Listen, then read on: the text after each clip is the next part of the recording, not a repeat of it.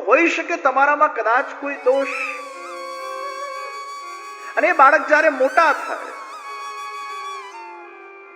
જ્યારે તમે એને સંસ્કાર આપ્યા હોય, એ ધર્મ જાણતો હોય, યુવાન બને, અને પછી કદાચ કોઈ અધર્મ યુક્ત આજ્ઞા થાય તો એને પાલન ન કરવું એ ધર્મ છે. અને એટલે યદોશ્ચ ધર્મશીલસ્ય. પિતાએ યદુ પાસે યુવાની માંગી છે, અને એ યુવાનીનો ઉપયોગ ક્યાં થવાનો હતો? યદુની જ માતાના ઉપર. પુત્રની યુવાનીનો ઉપયોગ એ મા સાથે ભોગ કરવાના અંદર થાય એ અત્યંત અનુચિત છે. અને એટલે જ આજ્ઞાનું ઉલ્લંઘન કર્યું. એવા ધર્મશીલ નિતરામ અર્થાત સ્વપ્ને પણ એમના અંદર અધર્મયુક્ત વિચાર પણ પેદા થતા નથી, એવા આ યદુ છે. ઘણીવાર એમ બને તમારામાં ખોટા વિચાર આવી જાય, પણ તમે એને કાર્યાન્વિત કરતા નથી. મને ઘણા લોકો પૂછે, ખોટા વિચાર આવે તો શું કરવાનું? અને ઘણીવાર વિચાર આપણા હાથમાં નથી હોતા. આપણે ત્રસ્ત થઈ જઈએ છીએ, આવા ખોટા વિચાર કેમ આવે છે? ત્યારે હંમેશા ધ્યાન રાખવું કે જ્યારે તમારા અંદર કદાચ તમારી ઈચ્છા વગર કોઈ ખોટા વિચારોનું આક્રમણ થઈ રહ્યું છે, ત્યારે શાંત ચિત્તથી એ વિચારોને આવા દો અને જવા દો, એને આવા દો અને જવા દો. એને એન્ટરટેન નહીં કરો, એને પ્રશ્ન નહીં પૂછો કે તું કેમ આવ્યો. જ્યાં સુધી વિચારોને તમે કાર્યાન્વિત નથી કરતા, ત્યાં સુધી એ દોષરૂપ નથી. એ કાર્યાન્વિત થઈ જાય એટલે દોષરૂપ થઈ જાય છે. માનસિક ખોટા વિચારોનો દોષ છે, પણ કળિયુગમાં અમુક ટકા જ, અમુક અંશ જ એને ભોગવવું પડે છે. સતયુગમાં માનસિક અધર્મ કરવાનું બહુ મોટું પાપ લાગે. કળિયુગમાં આપણને કન્સેશન મળે છે. પણ તમારામાં કદાચ ખોટા વિચાર આવે તો પ્રશ્ન નહીં પૂછતા. ઘણા લોકોને ઊંઘ નથી આવતી ને, તો 10 જણાને પ્રશ્ન પૂછે, મને ઊંઘ કેમ નથી આવતી, મને ઊંઘ કેમ નથી આવતી, મને ઊંઘ કેમ નથી આવતી, મને ઊંઘ કેમ નથી આવતી. ઊંઘ ના આવે તો પ્રશ્ન નહીં કરો, કારણ કે જેટલા પ્રશ્ન કરશો ને એટલી ઊંઘ નહીં આવે. પ્રશ્ન કરવાનું છોડી દો. કેમ નથી થતું, કેમ નથી આવતું, આ કેમ આવે છે, આ પ્રશ્ન છોડી દો. શાંત થઈ જાઓ અને સહજ રીતે તમને આવી જશે. એમ ખોટા વિચારો આવે, જે વાદળો આવે અને જાય, વાદળો આવે અને જાય, એમ કોઈ પણ ખોટો વિચાર આવે એને મહત્વ નહીં આપો. એને જો તમે મહત્વ આપશો તો એ તમારામાં વધતો જશે. એક ગુરુજીએ પોતાના શિષ્યને કીધું કે બેટા, હું તને એક મંત્ર આપું છું અને 108 વાર તારે આ મંત્ર બોલવાનું છે, પણ ધ્યાન રહે કે એક પણ વાર મંત્ર બોલતી વખતે વાંદરું મગજમાં નહીં આવવું જોઈએ. શિષ્ય બોલ્યો, 108 વાર ખાલી નામ જપવાનું છે અને વાંદરું મગજમાં ના આવે, આ તો કેટલું સહેલું છે. હું 108 વાર જપીશ અને વાંદરું મારા મગજમાં આવશે જ નહીં. શિષ્ય જપવા ગયો અને હજી તો બીજી વાર ખાલી મંત્ર બોલ્યો, એમાં જ પેલું વાંદરું દેખાયું. બહુ પ્રયાસ કર્યા એને કે વાંદરું ના આવે, વાંદરું ના આવે, વાંદરું ના આવે. પાછા પોતાના જાતને કહેતો ગયો, નહીં આવવું જોઈએ, નહીં આવવું જોઈએ, નહીં આવવું જોઈએ. જેટલું કહેતો ગયો એટલું આવતો ગયો. ગુરુજી પાસે હાર માની સાષ્ટાંગ પ્રણામ કર્યા. ગુરુજી, માફ કરી દો, આ મંત્ર મારાથી થતો નથી. તમે જ્યારથી કીધું છે ને વાંદરાનો વિચાર નહીં કરવાનો, ત્યારથી એનો વિચાર વધારે આવતો થઈ ગયો છે. તમે જેટલું તમારા જાતને એમ કહેશો કે આ નહીં વિચારો, આ નહીં વિચારો, આ નહીં વિચારો, એટલું વધારે આવશે. યદુજી જેમાં કોઈ પણ પ્રકારનો ખોટો વિચાર નથી, એવા યદોશ ધર્મશીલસ્ય. ત્યાં ભગવાન શ્રી કૃષ્ણચંદ્ર નું પ્રાગટ્ય થયું છે. દશમ સ્કંદે પ્રભુનું હૃદય છે. નિતરામરોધ નિરોધ, સારી રીતે રોકાઈ જવું, એનું નામ निरोध. ये मन बहुत हमारा भटकता है.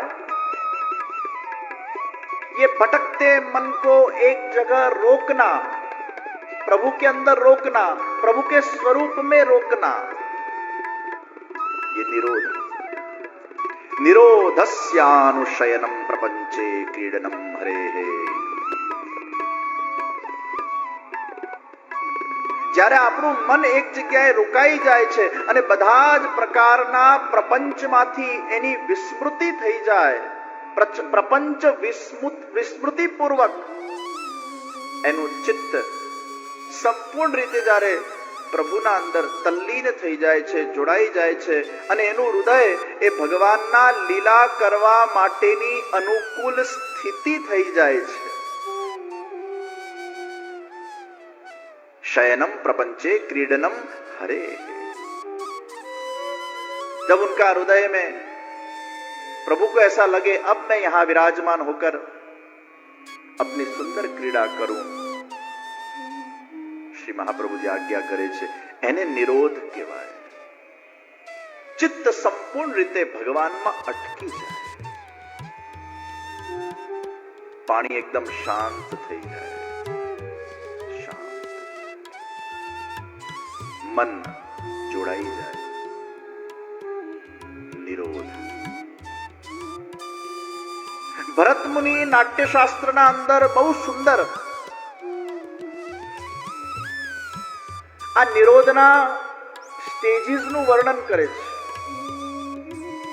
અને આ લૌકિકમાં પણ અપ્લાય થાય અને અલૌકિકમાં પણ અપ્લાય થાય કે કઈ રીતે તમારું ચિત્ત કઈ રીતે ક્યાં લાગતું હોય છે. બહુ સુંદર દર્શન કરાવે છે. આખી 10 અવસ્થાઓ એમને બતાડી છે. એમાં સૌથી પહેલી અવસ્થા પ્રથમે અભિલાષા સ્યાત. निरोध की सबसे पहली अवस्था प्रथमे अभिलाषा स्यात. સૌથી પહેલા શું થાય? અભિલાષા.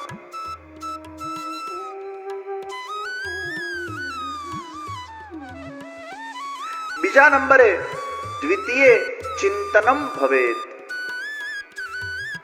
તમને જેની અભિલાષા છે એનું ચિંતન થશે, તમને જે જોઈએ છે એનું ચિંતન થશે. અને બહુ સાચી વાત છે ને, આપણને જે જોઈતું હોય પછી એનું ચિંતન થાય કે ન થાય. ઘણા લોકો છે ને એકાદશીના દિવસે વ્રત કરે ને અને ફરાળ કર્યું હોય, ફલાહાર એટલે કશું ખાધું ના હોય, ખાલી ફલ લીધા હોય તો એટલું બધું એમને ઈચ્છા થાય ખાવાની કે એનું જ ચિંતન થયા કરે, ખાવાનું જ ચિંતન થાય. અભિલાષા ચિંતનમ.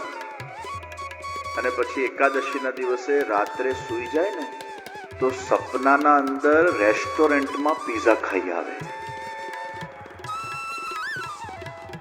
કારણ કે આખો દિવસ એનું જ ચિંતન થયું.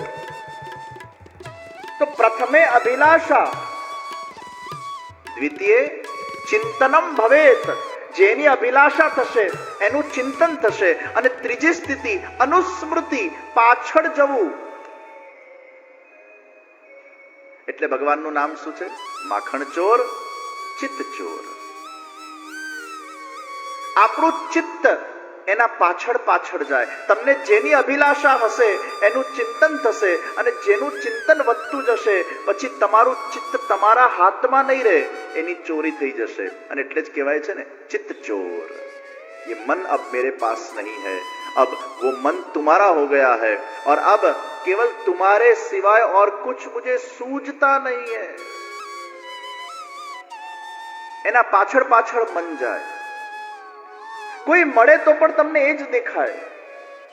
અને એટલે લૌકિકના અંદર કોઈ કે ગાયું, આંખો को भी ले डूबेगा दिल का पागलपन, जो मिलता है उसका चेहरा तुझसा लगता.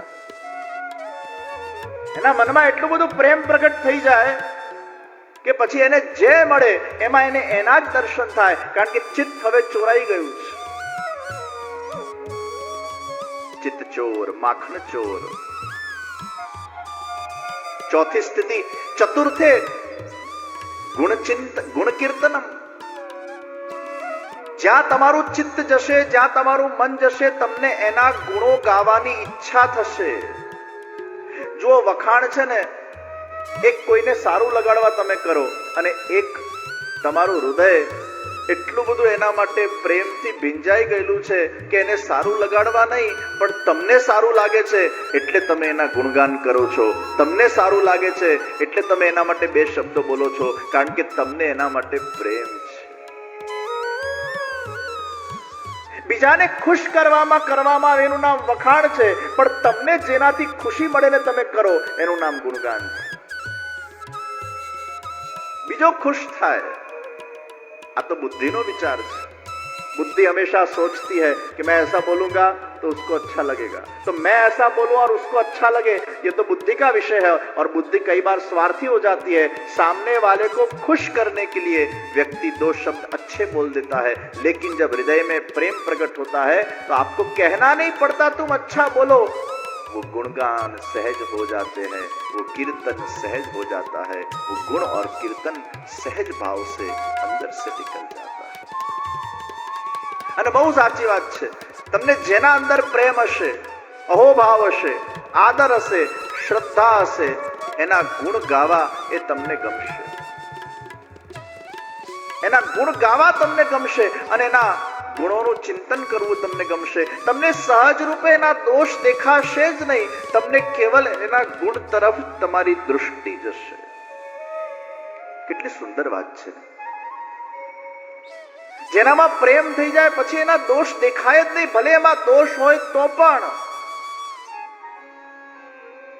મને કોઈકે પૂછ્યું કે કોઈકનામાં પ્રેમ છે એ કેમ ખબર પડે, તો આ સૌથી પહેલું સિમ્પટમ, એના દોષ દેખાવાના બંધ થઈ જાય ને એ જ પ્રમાણ છે કે તમને એનામાં પ્રેમ છે.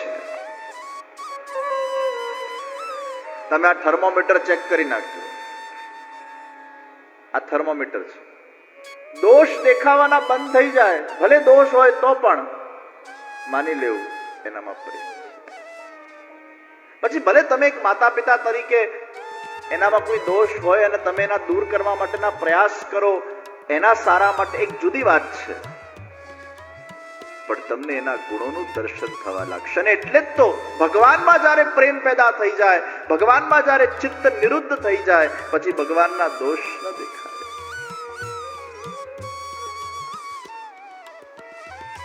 અને ઘણીવાર પ્રેમથી કરેલો ઝઘડો ભગવાન સાથે, એમાં કદાચ દોષને કેન્દ્રમાં મુકાતું પણ હોય તો પણ એમાં મૂળમાં તો પ્રેમ જ છે. એ ઝઘડવાનું ખાલી એક કારણ છે, દોષ કારણ બની જાય છે. ગોપીજનો શું કહેતા? ઠાલે ઠૂલે ફિરત હો ઓર કછુ નહીં કામ, વાટ ઘાટ રોકત ફિરો. ઠાલે ઠૂલે એટલે નવરા. नवरा नकामा भर्या करो तो और कुछ काम नहीं है तुमको, बस हमें परेशान करना. ठाले ठूले फिरत हो और कछु नहीं काम, वाट घाट रोकत फिरो. આ દોષ દર્શન નથી. આ ભગવાન નવરા છે અને ભગવાનને હું નવરા કહું એ ભગવાનનો દોષ છે ના, આ પ્રેમ છે. આ પ્રેમથી કહેવાની એક રીત છે. અને એટલે જ